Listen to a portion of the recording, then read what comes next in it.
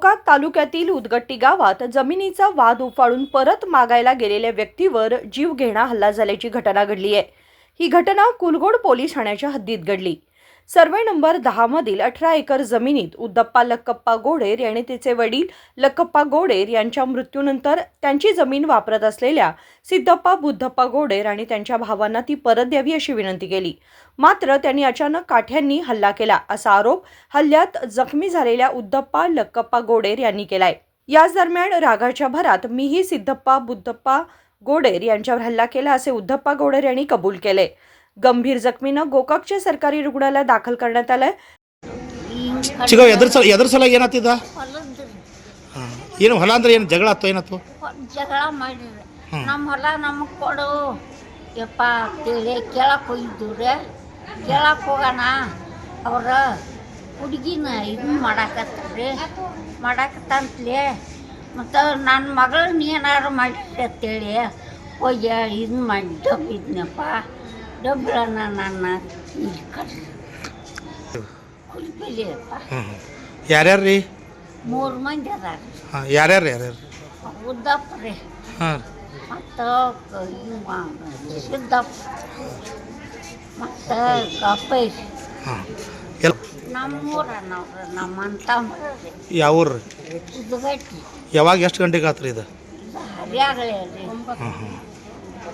9-10 ಆಗಿದ್ದಿತ್ತು ಬಿಡ್ರಿ।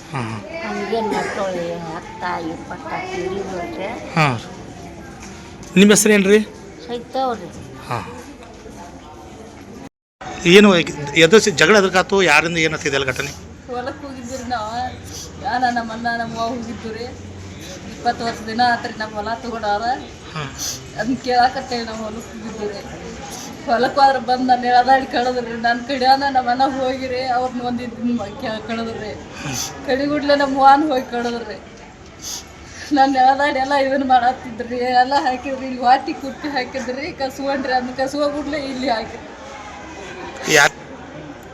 ಅವ್ರ ಹೆಸರು ಉದ್ದಪ್ಪ ರೀ,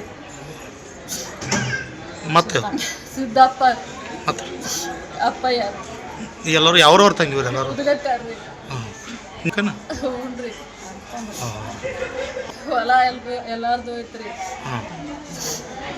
ಎಲ್ಲ ಜಿಗ್ಗಾಡಿ ಇದನ್ನ ಮಾಡಿದಾರ। ಇದೆಲ್ಲ ಯಾರ ಮನೆ ಕಡ್ದಾರ ನೋಡ್ರಿ। ನಮ್ಮ ಹೊಲ ನಮಗೆ ಕೊಡತ್ತಿ ಕೇಳಕ್ಕೆ ಹೋಗಾನ ಈ ಮನೆ ಯಾವ್ದಾರು ಜಿಗ್ಗಾಡಿ ಕಡ್ದಾರ್ರಿ। ಎಷ್ಟು ಗಂಟೆಗೆ ಯಾವ್ದಾಡಕ್ಕೆ ಬರೋಣ ನಮ್ಮ ಅಣ್ಣ ಅವನಿಗೆ ಕಡ್ದಾನ್ರಿ ಅವ್ರು।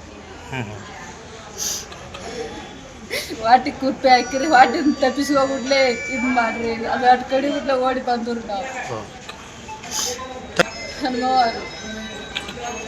तर सिद्धप्पा गोडेर याची प्रकृती गंभीर असल्याने त्यांना पुढील उपचारासाठी बेळगावला हलवण्यात आले।